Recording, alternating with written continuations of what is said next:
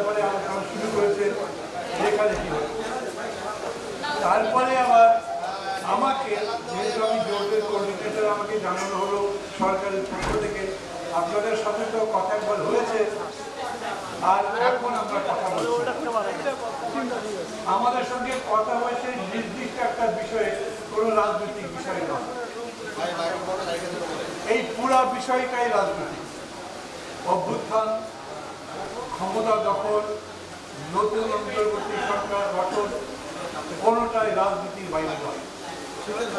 এই সরকার যে পথে যাবে, যেখানেই যাবে, সেটাও একটা রাজনৈতিক বিষয়।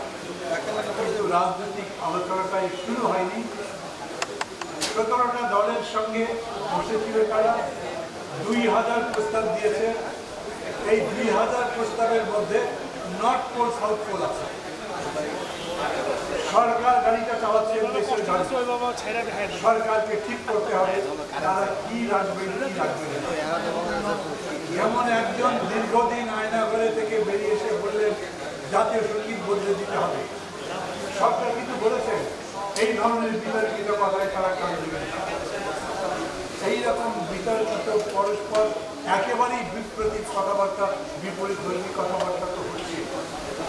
আমার কাছে মনে হয়েছে এই এক মাস এই ব্যাপারে সরকারের রাজনৈতিক দৃষ্টিভঙ্গিটা বোঝা যাচ্ছে। এটা স্পষ্ট।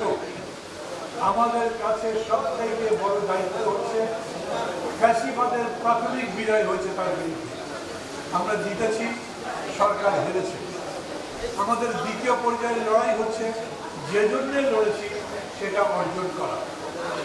ওরা বলেছে নতুন বাংলাদেশ, আমরা কেউ বলি সমাজতান্ত্রিক বাংলাদেশ, কেউ বলি গণতান্ত্রিক, আমি বলি কল্যাণ রাষ্ট্র, কেউ বলে মানবিক রাষ্ট্র। কিন্তু নির্যাতন একটা, আগে যে অত্যাচার নির্যাতনের দেশ ছিল সেটা থাকবে না, নতুন একটা দেশ হবে যেখানে বাস করবার মতো হবে। সেটার মডেল কি, কীরকম করে করবে সরকার, এই ব্যাপারে যত্নের সঙ্গে আমার মনে হচ্ছে কথাবার্তা এড়িয়ে যাচ্ছে। আপনারা যেমন আজকে 1 মাস ক্ষতি করছেন, খেয়াল করেছেন পত্রিকাগুলিতে ওই 1 মাসের উপরে বহু কথা লেখা হয়েছে। বেশ কয়েকজন উপদেষ্টা কথা বলেছেন, এর মধ্যে একজন উপদেষ্টা খুব স্পষ্ট করেই বলেছেন সংস্কার করতে হবে আমাদেরকে, তার জন্য সময় দিন। আমরা তো দিয়েছি, আমরা এই সরকারের বিরুদ্ধে এখন পর্যন্ত কথা বলি। আমাদের মাঝে মাঝে ভয় হয় এই সরকার যে কাজগুলো করতে পারতেন, করেননি, সেটা যদি বেশি করে বলি তাহলে প্রতিবিপ্লবের শক্তি হয়তো আরও বেশি শক্তিশালী হবে, বলি না। কিন্তু তারপরেও এই কথাটা বলতে হবে আমাদেরকে। আপনারা যে সংস্কার করতে চান, সংস্কারের তো কোনো শেষ নাই। একটা দেশ প্রতিনিয়তই উন্নত হতে থাকবে, প্রতিনিয়তই সংস্কার হতে থাকবে। তো আজীবন পর্যন্ত এই সরকারটি সংস্কার করতে থাকবে, তারাই কি ক্ষমতায় থাকবে? তাদের তো একটা লাইন অফ ডিমার্কেশন থাকবে যে এই পর্যন্ত আমরা যাব। আমরা খুব স্পষ্টভাবে বলি এই সরকার যেহেতু অন্তর্বর্তী সরকার, মানে একটা সরকার থেকে আর একটা সরকারে যাওয়া পর্যন্ত যে সময়, সেটা অন্তর্বর্তী সময়। অর্থাৎ তারা একটা গ্রহণযোগ্য নির্বাচনের পরিস্থিতি তৈরি করে নির্বাচন দিয়ে চলে যাচ্ছে। তারপর তারা যদি নিজেরা দলবল করে, করবে নাকি জানি না। আমাকে অনেকে জিজ্ঞেস করছে ভাই বিকেলে শহীদ মিনারে কি নতুন পার্টি হচ্ছে, জানি না, কিন্তু বাজারে তো কথা আছে। যদি তা করেন তো সেটা করেও তারা ভোটেই আসবে, এবং ভোটে যারা জিতবে তারা যাবে। মনে করবে এই দেশ চালাবার দায়িত্ব শেষ পর্যন্ত রাজনৈতিক দলের। এমন কোনো দল যাকে আমি পছন্দ করি না, যদি সেই দল ক্ষমতায় যায়ও, যদি ভোটে যেতে, তাহলে তাকে ক্ষমতা থেকে তো বিরত করতে পারবেন না, সেটা গণতন্ত্র নয়।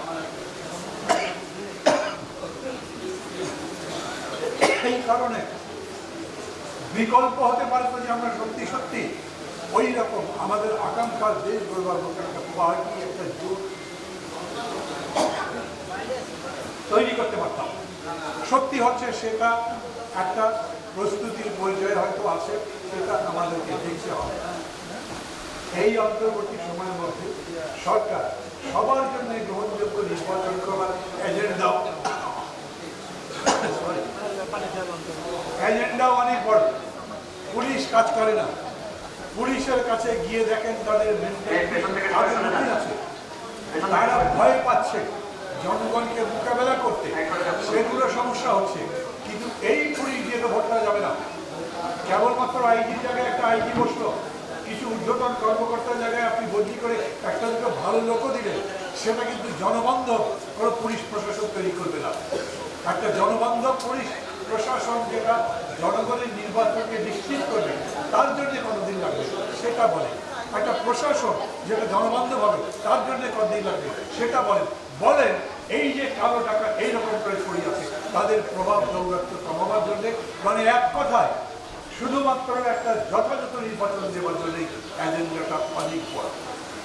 মির্জা ফখরুল ইসলাম আলমগীর যখন গেলেন, প্রধান উপদেষ্টাকে বললেন আপনারা কিরকম সংস্কার করতে চান বলেন। আমি তখন বলেছিলাম উনি কেমন সংস্কার করতে চান সেটা বলেন কেন, আমরা কেমন সংস্কার করতে চাই তা তো বলেছি। আমরা কিরকম দেশ চাই, কিরকম রাষ্ট্র চাই, কিরকম কন্ট্রাক্ট চাই, কিরকম বন্দোবস্ত চাই সেটা তো বলেছি। উনি তার জবাবে বলুন যে এই কাজগুলো করতে তার এই এই জিনিস লাগবে, এতটা সময়। কিন্তু আজ যখন তারা বলছেন সংস্কার করব আমরা, ততদিন সময় দিন, তখন তো বলতে হবে কি কি এজেন্ডা সংস্কারে আছে সেটা বলেন, এবং তার জন্য কতদিন লাগবে সেটা বলেন। এই ব্যাপারে এই এক মাসে আমি কোনো লাইভ দেখতে পাচ্ছি। এখন হয়তো তাদের কাছে আছে, অথবা তারা মনে করছেন এখনই বলা যাবে না, কিন্তু এটা সত্যি যদি জাতীয় ঐক্যমত্যের ভিত্তিতে না যান তাহলে কোনো জিনিস সফল হবে না। আমি এই প্রসঙ্গেই মনে করি সরকারকে বিচার করা দরকার। এক মাস নিশ্চয়ই মূল্যায়নের জন্য যথেষ্ট নয়, বাট স্টিল যা দেখছি তাতে প্রশ্নটা তৈরি হচ্ছে, সেটা বলছি। এটার জবাব যে আমরা পাবো তার তো কোনো সিস্টেম নেই, ওরা যে জবাব দেবেনি এরকমও সিস্টেম নেই। অতএব একটা ডিসকোর্স সিস্টেম চালু করতে হবে। আপনি যদি ফ্লাড নিয়ে এনজিওর সঙ্গে কথা বলতে পারেন ঘন্টা, আপনি যদি ব্যবসায়ীদের সঙ্গে কথা বলতে পারেন যারা বিগত স্বৈরাচারের সঙ্গে আপোষ করেন, বলছে যতদিন থাকবে ততদিন তাদের রাখবো, তাহলে আমাদের সাথে কথা বলতে হবে। ওই যে দাদা বললেন, সুব্রতদা বললেন, যারা স্বৈরাচারের সরাসরি দোষী ছিল তাদেরকে সব জায়গায় দেওয়া করছে, কিন্তু বাকি জায়গাগুলো করছে।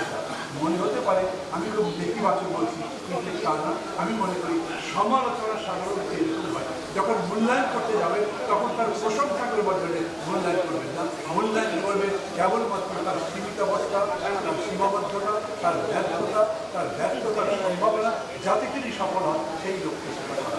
সেই লক্ষ্যেই আমি আমার কথা বলেছি। আশা করি সেই ভুল দেখবেন না। খোলা হবে। ধন্যবাদ।